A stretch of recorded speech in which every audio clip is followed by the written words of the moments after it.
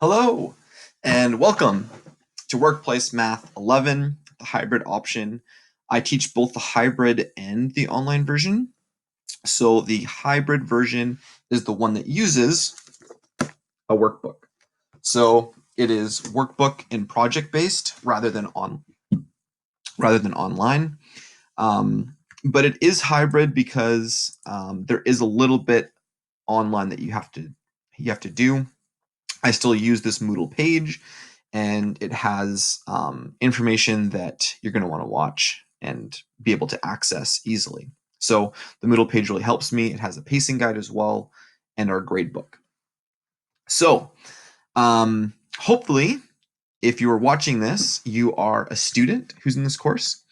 What I would love for you to do is watch this with your parents and any support that you might be using throughout this course. So if you've got a tutor, you've got a TA, I want them all to be on the same page with how the course works and what you can expect in it.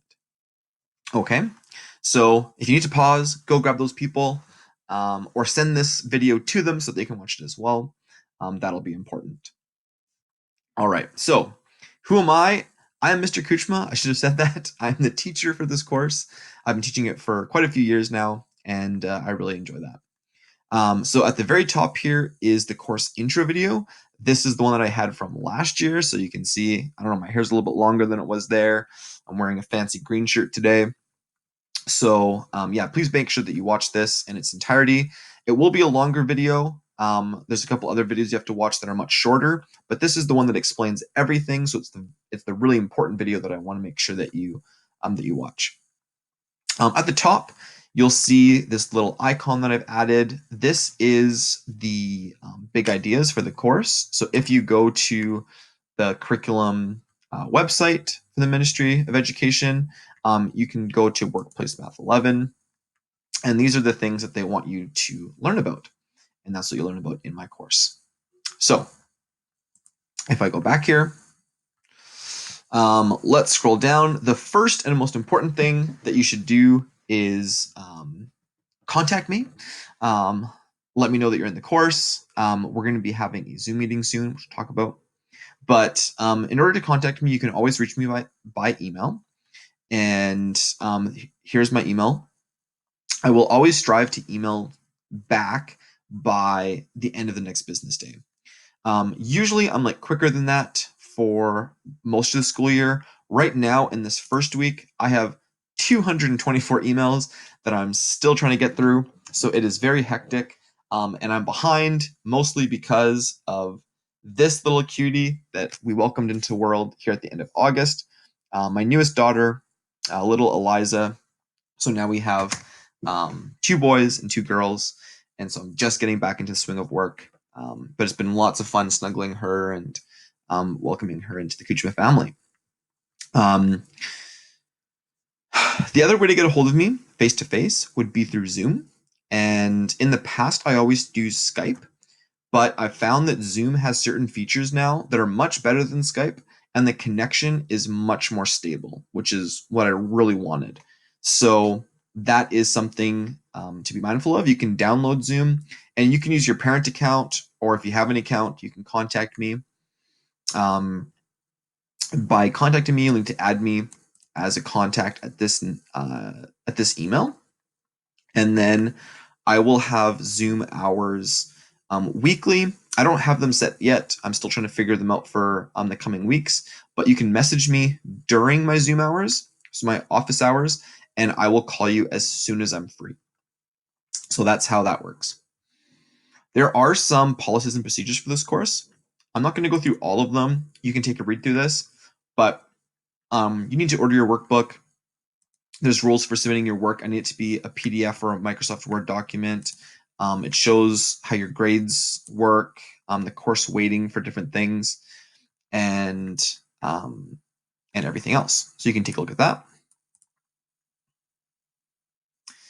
The next piece of homework that you're going to get today, this is your second piece. The first one is to watch this whole video. The second thing is to print off this formula sheet. So this is an important formula sheet. It has all the information that you'd want to know and have access to while you're doing the course. So for certain things, you're going to need this. For instance, the personal loan payment calculator, you'll need for whenever you're looking at loans. Um, you're going to need the surface area and volume things if you're ever doing that kind of a question. There's Pythagoras here if you're doing some trig. There's slope and different things for conversions. So it's just a nice, I just made this, I use it for all of my courses. So for math 10, 11, and 12. So some of this stuff you might not need, but it's still helpful and I wanted to put it there. And you're allowed to access this at any point in the course, so you can have it for everything, all chapter challenges, um, and anything like that. So this is the hybrid version, like I mentioned, so it uses a workbook. But if you do want the supplemental videos, you can purchase a StudyForge subscription for $30. So if you want to find out a little bit more about accessing videos for this course, watch this video. So I guess that'd be a third piece of homework, is to watch that one. And if you're like, no, I definitely want to be, like, if you've got poor Wi-Fi or if you don't like watching videos, then don't worry about that. The next thing that you're going to do once you finish this video and you've figured everything out is I do want to meet with you on Zoom. I want to welcome everyone to my course. I want to get to know you a little bit during that video. You'll get to know me a little bit as well. And it's a good time for me to answer all your questions about the course and just any concerns that you have about anything. And I want your whole team to be there. So if you, your parents, and if you have a TA or a tutor can be a part of that meeting, it'd be great if we could all line that up during my office hours. So before I move into ordering curriculum and talking about how the course works and all that kind of stuff, I want to let you know that this is the math course to graduate, Workplace Math 11. However, I also want to let you know that with the addition of courses in the last little bit, there is another math course that you can take in order to get credit to graduate. And the other course that I teach is called Apprenticeship Math 12. Both Workplace Math 11 and Apprenticeship Math 12 have an equal difficulty. So I often have students enroll in Workplace Math 11, the hybrid version, thinking, okay, this is the math that I need to graduate, but you could instead take Apprenticeship Math 12. It just depends on where you're going to end up after you graduate. So this is a good thing to talk about in our introductory Zoom meeting. But if you take a look at the major units and the topics, you'll see that this course covers slope, rate of change, scale representation, finances, budgeting, statistics, and probability. If you're really excited about those things, that's awesome. If you're instead hoping for something more along the route of going into trades, Apprenticeship Math 12 has measurement and accuracy, starting your own business, surface area, volume and net drawings, trigonometry, 3D drawings and objects, and how math works in the workplace. So even if you're in this course and you're like, you know what, I actually think I'm going to be in the Apprenticeship Math 12 course, just let me know. Most students don't realize that both of these courses are equal difficulty. Just because it's a grade 12 course doesn't mean Apprenticeship Math 12 is harder. But I teach both courses and they are both great. So let's get back to Workplace Math 11. In order to get started, you are going to need this book, MathWorks 11. Now, if you took my hybrid Math 10 course, you are already going to have this book and you will have already completed chapters 2 and chapters 3. So that's awesome. You're going to be completing a few more chapters in this book this year. And if you haven't used this book before, then I'll explain this. So if you were in my Math 10 course, you already know how the build your skill questions work and the practice your new skill questions work. So you can probably skip ahead a little bit in the video. However, if you're new, you're going to need to order this book. That's the first thing. And the way that it works this year is because we got curriculum fund cuts, you may need to purchase this out of pocket, just depending on your situation. So I'm going to let you know how to order this with both ways. So the book is only actually $20, so it's not very expensive. And if you have curriculum funds in NCOM, again, if you're not sure about any of this, we can talk about it in our Zoom call that we'll have soon. But if you're not sure, um, yeah, let's just talk. But if you know that you have money, okay, this is how you do it. You take the curriculum order form. I can open it up in a new tab. And this is how curriculum gets sent to you. So you have to put in all of your information. You can find this, like you'll know this. In NCOM, you'll find your PO number. If you click in NCOM and look at your resources, you'll be able to find how much money you have as your family budget. And then everything else you can fill in, I have put on the course page. So it asks you, what the vendor name is, and you can just throw it in. Teacher name, that's me, Mr. Kuchma. The vendor website is here on the course page, the item number, the price, and at the very, very end, it's going to ask, once you hit I'm done, I want to submit this to my teacher, and you click that, then you put in my email, you just copy and paste it in, and then I'll get the notification and I'll approve it. So that is how you order this workbook if you have curriculum funds.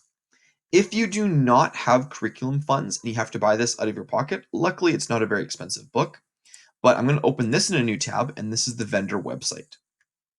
So what you're going to have to do is you have to scroll through all the books that they offer, and if you go to MathWorks 11 and you find the cheapest one, it's the Math workbook here, you're going to want a quantity of 1 for that, and then you're going to want to scroll down to the very bottom and then fill out all of your shipping information.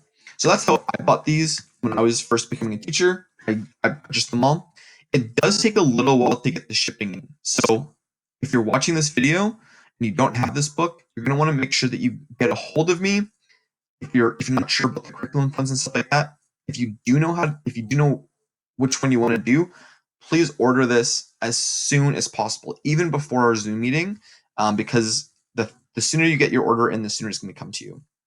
And I do see now that there is a little bit of a shipping cost, so in total it comes to $29.40. So that is the other way that you would purchase this. So once you have completed that, that's great. Luckily, the publisher has actually given us permission to have the first chapter of this book available to students, even before it comes in the mail.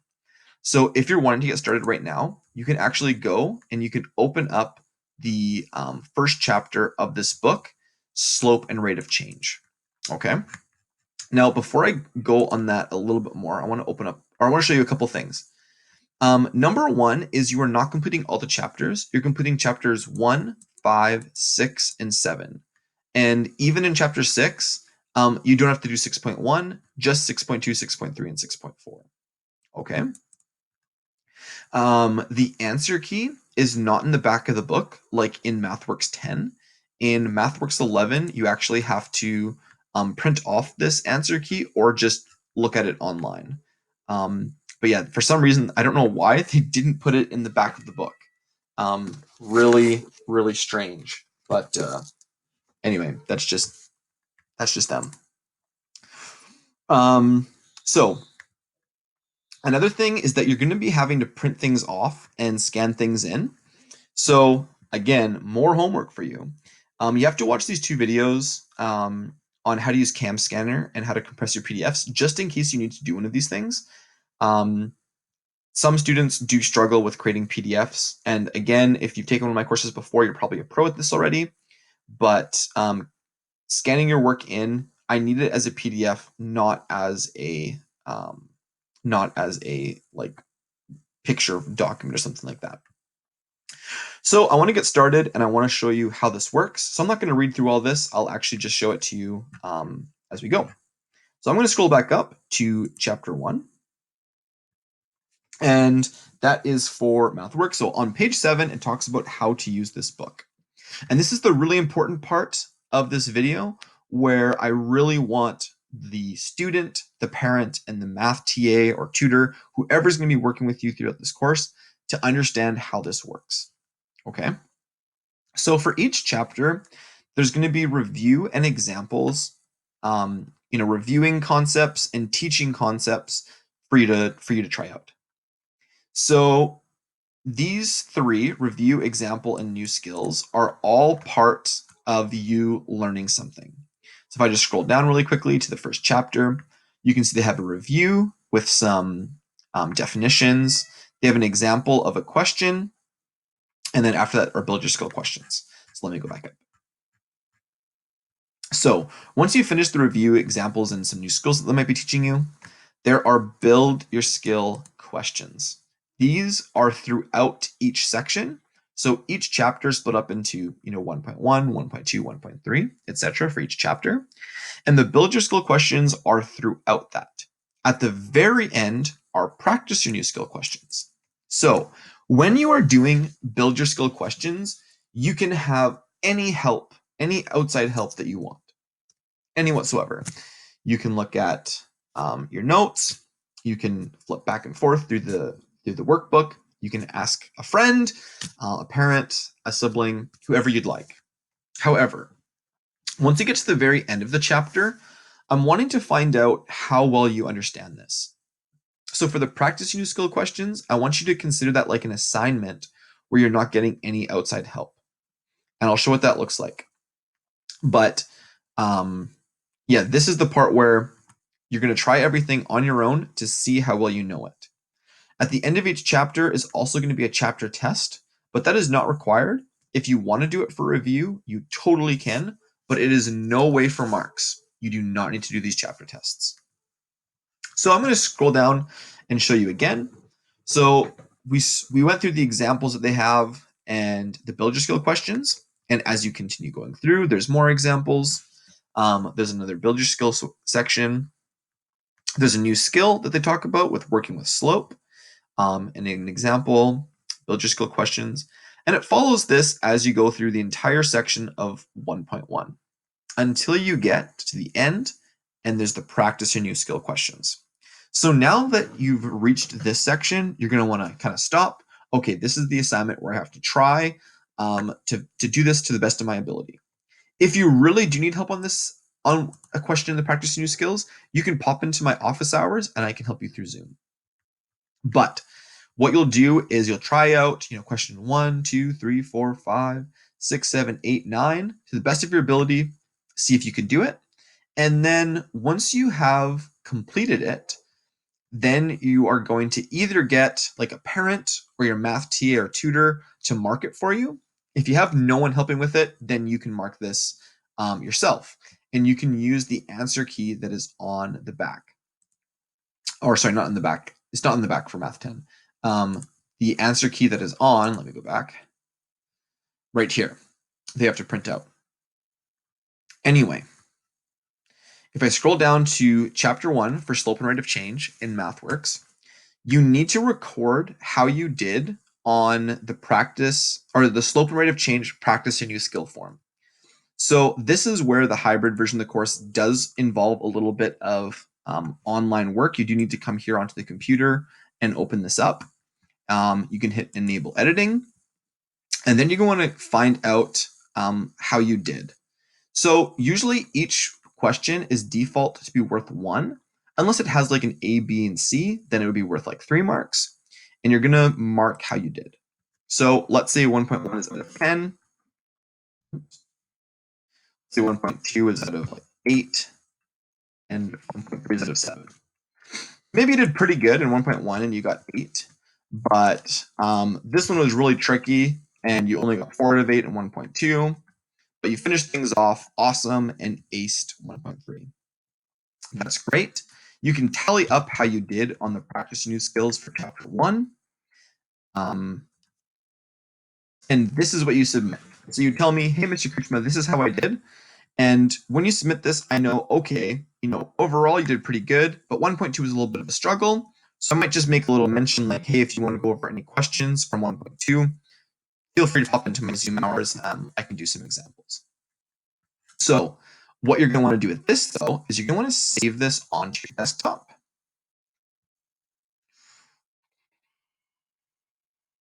I will save it to, oops, here we go, browse, onto my desktop.